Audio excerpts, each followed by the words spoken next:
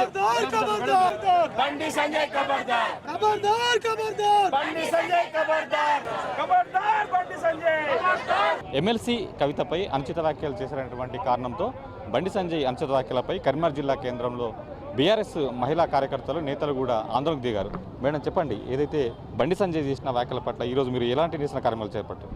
బండి సంజయ్ అలాంటి వ్యాఖ్యలు చేయడం నిజంగా యావత్ తెలంగాణ ఆడపడుచులందరినీ కూడా అవమానపరిచినట్టే. వారు ఒక రాష్ట్రానికి అధ్యక్షులై ఒక పార్లమెంటు సభ్యులై ప్రజల చేత ఎన్నుకోబడ్డ ఒక ప్రజాప్రతినిధిగా ఈరోజు ఆడపిల్లల పట్ల ఈ విధంగా ప్రవర్తించడం సిగ్గుచేటు. ఎందుకంటే హిందూ అని ధర్మం అని చెప్తా ఉన్నారు.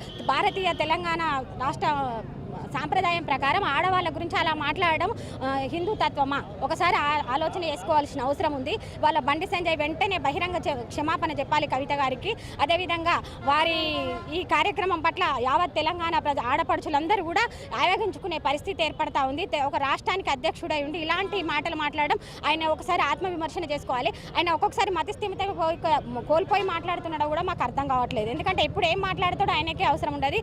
నేను ఏదో మాట్లాడితే సోషల్ మీడియాలో కానీ మీడియాలో వైరల్ అవుతుంది, నేను పబ్లిసిటీ అయితే అనుకుని అవాంఛిత వ్యాఖ్యలు చేస్తే మాత్రం ఖబర్దార్ మర్యాదగా ఉండదని. ఏదైతే తెలంగాణ వాడుక భాషల్లో ఇది మామూలు సాధారణమైనట్టుగా వ్యాఖ్యానిస్తాడు తెలుస్తుంది, మీరు దీన్ని ఎట్లా చూస్తారు?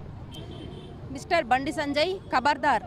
ఆడది అంటే అబల కాదు సబల అని ఎన్నో సందర్భాల్లో మేము చూపించడం జరిగింది.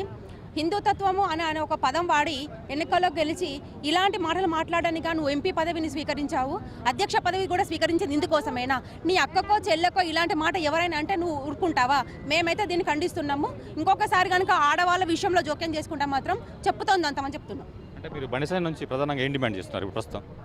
మేము అంటే ఇప్పుడు ఆయన ఒక పార్లమెంట్ మెంబర్ అయి ఉండి కూడా ఒక మహిళని అలా మాట్లాడడం ఎంత అవమానకరము. ఆయనకు నోరుందని ఇష్టమైనట్టు మాట్లాడితే ఇక్కడ ఎవరు ఊరికనే మహిళ లేరు. అలాగే ఇప్పుడు అతనికి ఒక అక్క చెల్లెళ్ళు అందరు ఉన్నారు. అలా మాట్లాడడం మేము అందరం ఖండిస్తున్నాము. ఆయన తీర్పును మేము ఖండిస్తున్నాం అనందరూ మహిళలందరూ. ఏదైతే ఎమ్మెల్సీ కవిత సంబంధించి ఇప్పుడు అక్కడ ఈడీ దర్యాప్తు జరుగుతుంది కదా, దీనికి మీ మహిళ కరీంనగర్ నుంచి ఎలాంటి మీ మద్దతు ఉంది?